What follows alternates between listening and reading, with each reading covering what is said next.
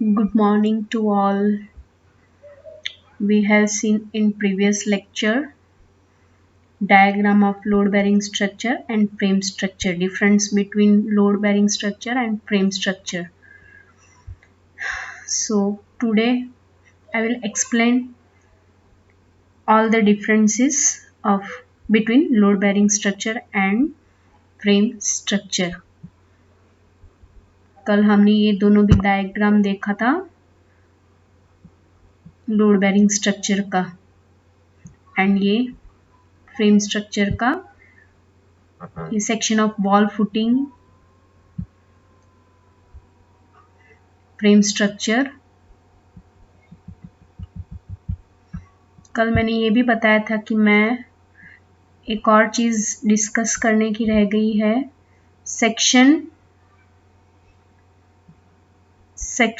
Of footing details. Section of footing details means ये पूरा footing है। फुटिंग अब किस में आएगा? फुटिंग जो है footing load bearing structure and frame structure दोनों में भी आते हैं, लेकिन फाउंडेशन में सबसे पहले हम क्या बनाएंगे? फुटिंग्स बनाएंगे। Below the ground level what will constructed in below ground level?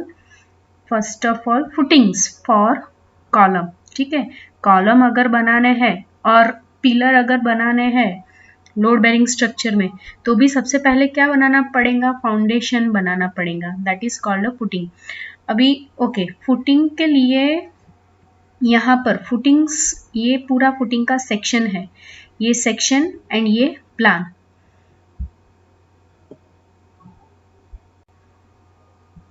Okay, so what is plan? Plan means top view. What is top view? Top view means जो आप ऊपर से जैसे अगर देखते हैं कोई भी ड्राइंग, तो आपको कैसे दिखेगा? ऊपर से। टॉप व्यू अगर आप आपके बिल्डिंग का टॉप से अगर देखते हैं तो आपकी बिल्डिंग में सिर्फ आपको क्या दिखेंगी? टेरेस। ठीक है, तो उसको क्या बोलेंगे हम? प्लान। ये मैं फॉर एग्जांपल दे रही हूँ कि बिल्डिंग का अगर आप ऊपर से आपके बिल्डिंग को अगर देखते हैं, उसका टॉप व्यू कैसा दिखेगा? तो सबसे ऊपर क्या है? टेरेस है, टेरेस ही दिखेगा, तो उसको हम क्या बोलेंगे? Plan. Plan means top view. Top view means ऊपर से जो आपको दिख रहा है उसको आप बोलेंगे टॉप व्यू। सेक्शन का मतलब मैंने कल आपको समझाया था, सेक्शन मीन्स व्हाट?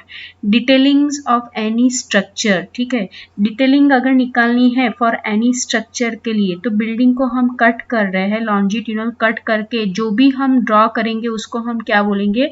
पूरा सेक्शन। ठीक है, अब फुटिंग। फुटिंग क्या है? फुटिंग मीन्स कॉलम के लिए सबसे पहले कॉलम तो कॉलम की थिकनेस कितनी रहती है?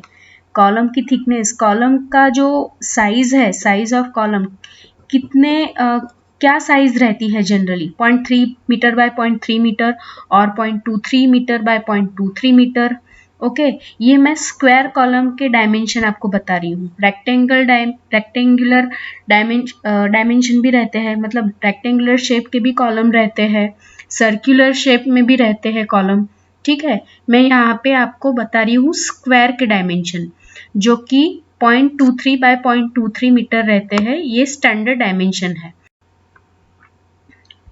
So the dimension of column, the size of column is 0.23 metre by 0.23 metre. यहाँ पे मैं आपको बता रही हूँ अलग अलग डायमेंशंस रहते हैं, अलग अलग साइज रहती है कॉलम की। तो ये जो यहाँ से आप देख रहे हैं वो पूरा क्या है? कॉलम है। देखो यहाँ पे एरो भी लगाया है, एरो भी दिया है कॉलम, और यहाँ से नीचे मतलब ये पूरा जो स्प्रेड हो रहा है इतना पोर्शन, उसको हम क्या बोलेंगे? फुटिंग्स। ओके, ये फुटिंग्स है और ये ऊपर कॉलम जा रहा है। ओके, तो यहाँ पे ये आपको बीच में जो लाइन है, ठीक है, ये लाइन कौन सी है? हॉरिजॉन्टल आपको लाइन दिख रही है, लेटरल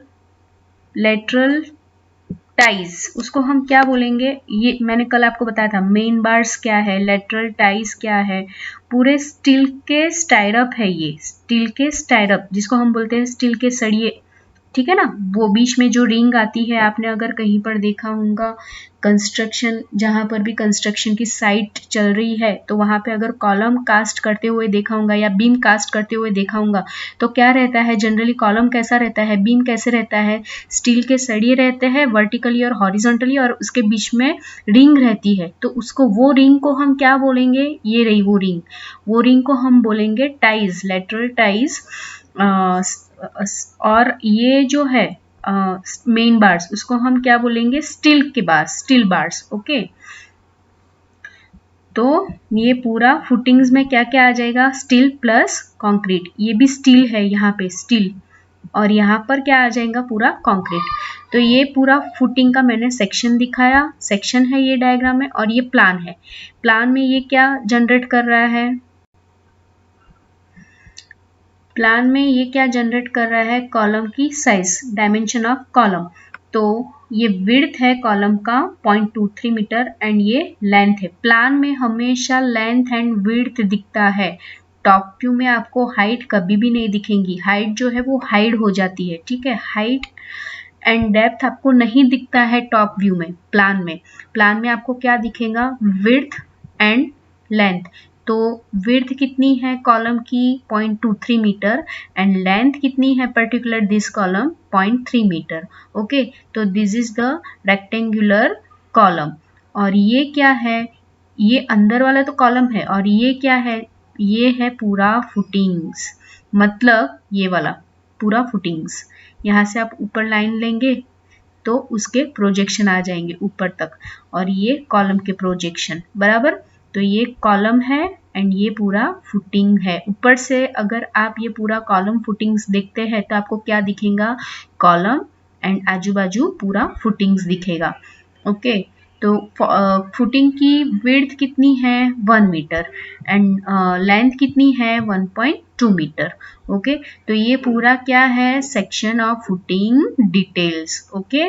अब फिर से हम आ जाते हैं difference between load bearing structure and frame structure, okay. So let's start the difference between load bearing structure and frame structure. First difference क्या है, subsoil condition, subsoil condition. So first difference is subsoil condition,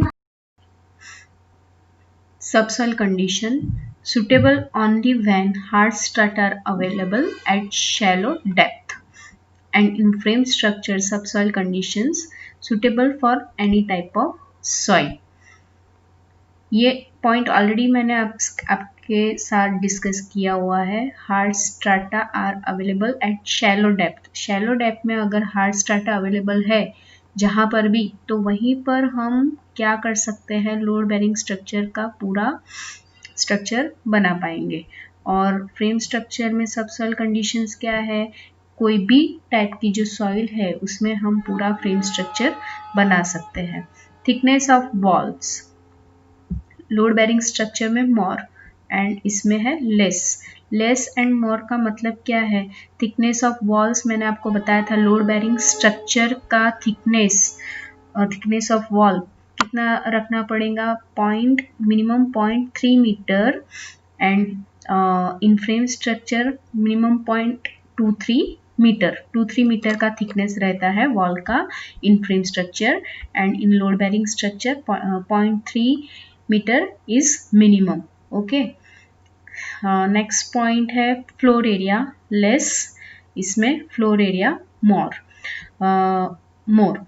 floor area का मतलब क्या है, मतलब आपके जो room का एरिया है इसमें लोड बेरिंग स्ट्रक्चर में कम हो जाएगा और फ्रेम स्ट्रक्चर में ऑटोमेटिकली ज़्यादा हो जाएगा। क्यों, क्योंकि थिकनेस ऑफ वॉल इसमें क्या है, कम है, 0.23 मीटर के हिसाब से हम पूरे वॉल बना रहे हैं, ठीक है, फ्रेम स्ट्रक्चर में। तो बट ऑब्वियस है फ्लोर एरिया भी उसके कारण ज़्यादा आपको मिलने वाला है, इसमें ऑटोमेटिकली लेस हो जाएगा फ्लोर एरिया। नेक्स्ट पॉइंट है load transfer mechanism. in load bearing structure from slab to walls, walls to foundations, foundations to subsoil. In frame structure, load transfer mechanism from slab to beam, beam to column, column to foundation and foundation to subsoil. मैंने already discuss किया है load कैसे transfer होगा इन load bearing structure. पूरा load जो है slab का वो कहाँ पर जाने वाला है, वॉल्स के ऊपर। वॉल्स एंड स्लैब का जो लोड है वो किसके ऊपर जाएगा, फाउंडेशन। फाउंडेशन कहाँ रहता है, below ground level. And foundation, walls and slab का पूरा जो वेट है, पूरा जो लोड है वो किसके ऊपर जाने वाला है, सब सॉइल। क्योंकि फाउंडेशन हम कहाँ पे बना रहे हैं, सॉइल के ऊपर, मिट्टी के ऊपर, ठीक है। तो वो पूरा लोड कहाँ पे ट्रांसमिट होने वाला है, सब सॉइल के ऊपर।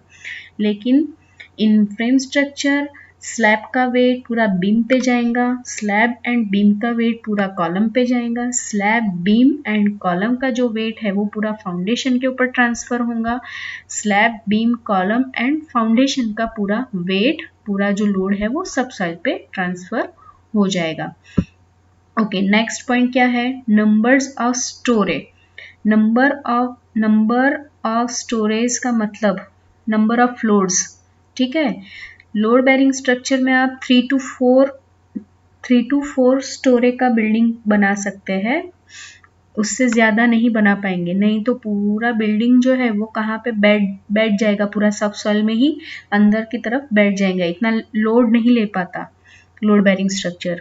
और in frame structure number of storey, number of floors आप कंस्ट्रक्ट कर सकते हैं, इजीली कंस्ट्रक्ट कर सकते हैं। ओके, नेक्स्ट पॉइंट है टाइम ऑफ कंस्ट्रक्शन मोर। किसमें, लोड बेरिंग स्ट्रक्चर में टाइम ऑफ कंस्ट्रक्शन, टाइम ज़्यादा लग रहा है कंस्ट्रक्ट करने के लिए, in frame structure time will be less. Next point है फ्लेक्सिबिलिटी।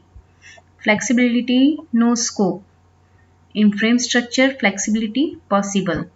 नेक्स्ट पॉइंट है resistance to vibrations, can not resist. मतलब क्या है, रेजिस्टेंस टू वाइब्रेशंस, मतलब जैसे अर्थक्वेक आया तो लोड बेरिंग स्ट्रक्चर से पूरा बिल्डिंग अगर बना है, कंस्ट्रक्ट किया है तो रेजिस्ट नहीं कर पाएगा। लेकिन फ्रेम स्ट्रक्चर में क्या होगा, फ्रेम स्ट्रक्चर में हम सबसे पहले क्या बना रहे हैं, फुटिंग्स। फाउंडेशन में फुटिंग्स बना रहे हैं, फुटिंग्स के ऊपर कॉलम बना रहे हैं, कॉलम के ऊपर फिर बीम डाल रहे हैं, बीम के ऊपर स्लैब आ रहा है, और पूरा जो स्ट्रक्चर है वो आरसीसी बेस्ड है, तो इसके कारण पूरा रेजिस्ट कर पाएगा। मतलब अर्थक्वेक अगर आता है तो क्या हो जाएगा, वो रेजिस्ट कर पाएगा, resist earthquake vibrations effectively. In next point economical where hard strata is available at shadow depth and up to 3 to 4 floors. अगर 3 to 4 फ्लोर्स अगर बनाने हैं तो आपको ये स्ट्रक्चर इकोनॉमी जाएगा, और उसमें भी हार्ड स्ट्राटा अगर अवेलेबल है तो ओके। और in frame structure economical for multi floors construction, economical है मल्टी फ्लोर के लिए, मल्टी फ्लोर्स कंस्ट्रक्शन के लिए। तो यहाँ पे आपका पूरा डिफरेंस भी जो है load bearing structure and frame structure का खत्म हो रहा है। यूनिट 1 में हमने बहुत ही इंपॉर्टेंट टॉपिक देखा, difference between load bearing structure and frame structure. ये एग्जाम में आता ही आता है, बहुत इंपॉर्टेंट है ये, तो ध्यान से देखना, ध्यान से सुनना। यूनिट 1 में मैं फिर से आपको बोल रही हूँ, मेन 2 टॉपिक है, okay, types of structure, types of construction and building components in subsoil and in substructure and in superstructure, classification of buildings, building components and types of construction. ये 3 जो टॉपिक है वो पूरे हमने कवर किए, उसमें से ये 3 टॉपिक में से बार बार क्वेश्चंस आते हैं। Building components, classification of buildings जो हमने देखा था, residential building, educational buildings, institutional buildings, वो। एंड टाइप्स ऑफ कंस्ट्रक्शन में load bearing structure, frame structure and composite structure, ये 3 मेन टॉपिक है यूनिट 1 के। अभी सिर्फ एक ही टॉपिक हमारा रह गया है यूनिट 1 में कवर करने के लिए, steps for construction of a building. तो वो हम अभी नेक्स्ट लेक्चर में कवर करके यूनिट 2 स्टार्ट करेंगे। Okay, thank you.